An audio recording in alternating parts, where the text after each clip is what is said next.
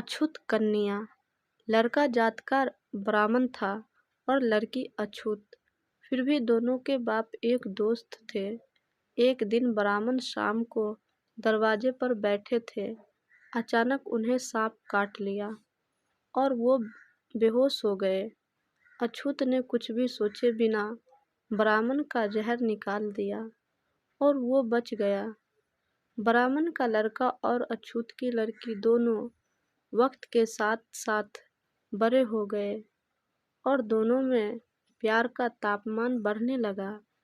फिर एक दिन ब्राह्मण की पत्नी ब्राह्मण से कहा, अछूत की लड़की के साथ दिन भर गप्पे मारता रहता है। ब्राह्मण अपनी पत्नी से कहा, हम दोनों भी तो कभी गप्पे मारा करते थे, वो दिन भूल गई क्या? उसकी पत्नी बोली, हम दोनों की बात अलग है। हम दोनों एक जात के थे और अनीता और राम दोनों तो अलग जात के हैं। इतने देर तक कहाँ थे राम?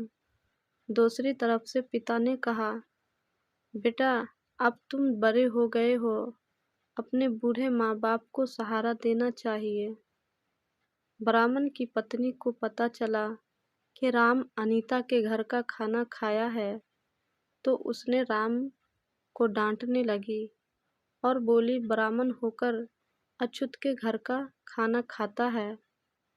और अपने पति से बोली, ये दोनों का इस तरह से मिलना मुझे अच्छा नहीं लगता है।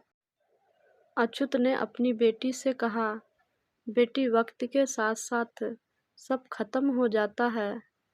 बापू जब हम दोनों बचपन में साथ खेले तो कुछ नहीं, अब क्या क्यों नहीं खेल सकती?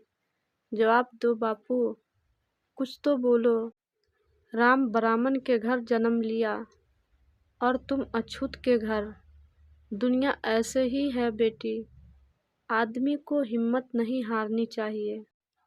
फिर एक दिन राम का विवाह हो गया।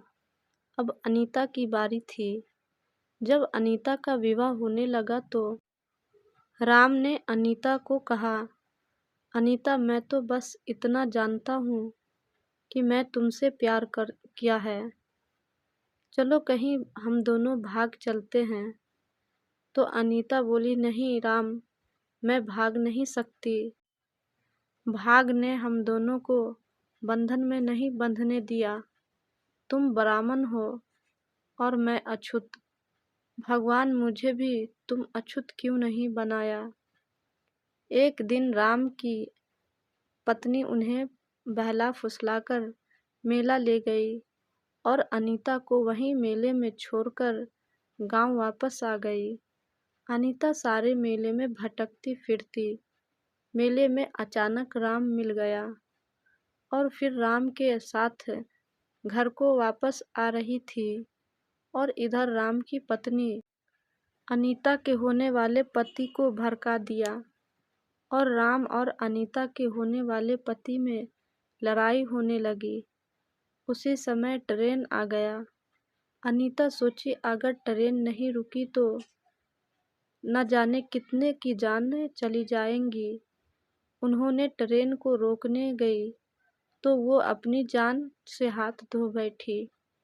इस तरह अनीता अपनी जान देकर दूसरों की जानें बचाई। वो एक सीधी साधी भोली भाली लड़की थी। उसके मन में न कोई जलन और न कोई क्रोध था। वो बहुत महान थी।